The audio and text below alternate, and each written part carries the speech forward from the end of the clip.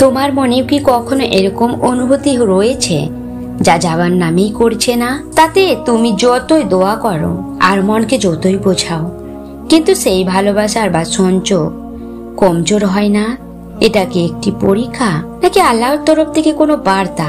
আজ আমরা জানবো কি আল্লাহ তোমার মন থেকে ভালোবাসা কেন বের করছে না, আর এটার পিছনে লুকিয়ে থাকা সেই 9টি গুরুত্বপূর্ণ নিশানি যা তোমাকে বোঝা উচিত।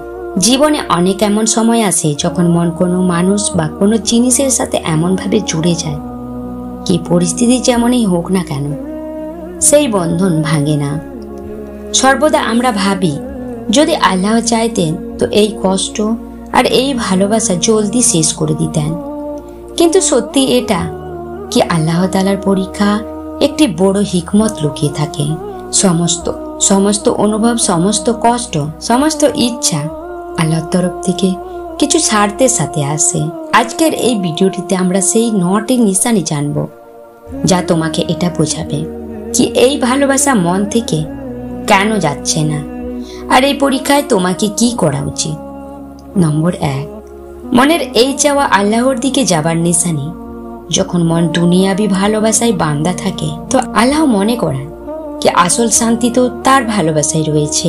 এই আবেগ তোমাকে আল্লাহর খেয়াল, ইবাদত আর তওবা করার আমন্ত্রণ দিয়ে থাকে।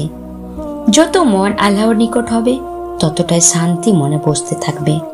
নম্বর 2, এই ভালোবাসা আল্লাহর পরীক্ষা। আল্লাহ তোমার মনে এই কথা রেখে তোমার সবরের ক্ষমতাকে পরীক্ষা করছেন। এটা একটি সুযোগ কি তুমি তোমার ইচ্ছাকে আল্লাহর কাছে সমর্পণ করো। মনে রাখবে সবরের ফল সর্বদা মিঠা হয়, বাস একটু অপেক্ষা জরুরি। এই পরীক্ষা তোমাকে মজবুত আর ইমানদার মানুষ বানিয়ে দেয়। নম্বর 3, আল্লাহ তোমাকে একটি উত্তম ভবিষ্যতের জন্য তৈরি করছেন। কখনো কখনো আল্লাহ এই জিনিসকে থামিয়ে দেন যা তোমার হকে থাকে না। এই আবেগ কোনো নতুন পথ বা উত্তম মঞ্জিলের দিকে ইশারা হতে পারে। আল্লাহর ফয়সালা সর্বদা উত্তম হয়। নম্বর 4, এটা পরীক্ষা কি তুমি তোমার স্বপ্নকে আল্লাহর রেজার দাবি করতে পারো। মন চায় কিন্তু আল্লাহর সবচেয়ে উপরে এই আবেগ এক প্রশ্ন হয়ে আসে, তুমি কি আল্লাহর মর্জিকে কবুল করার জন্য তৈরি রয়েছ? মনে রাখবে আল্লাহর রাস্তায় দেওয়া কুরবানি সফলতার আলামত হয়। নম্বর 5, এই মনের ভালোবাসা তোমার রুহানি অগ্রগতির জারিয়া হতে পারে। যখন ভালোবাসা আল্লাহর দিকে থমকে থাকে তো মন আলোকিত হয়ে যায়। এই আবেগ তোমার ঈমানকে চমকায়, রূহকে পবিত্র করে দেয়। এই ভালোবাসায় তোমাকে দুনিয়াবি ইচ্ছা থেকে মুক্ত করে। নম্বর 6, আল্লাহ মনে করাচ্ছেন কি মনের সবচেয়ে বড় ভালোবাসা শুধু তার জন্যই হওয়া উচিত। যখন মন অন্যর ভালোবাসায় বন্দী হয়ে যায় তা আল্লাহ চান কি তুমি ফিরে তার দিকে ঘুরে আসো।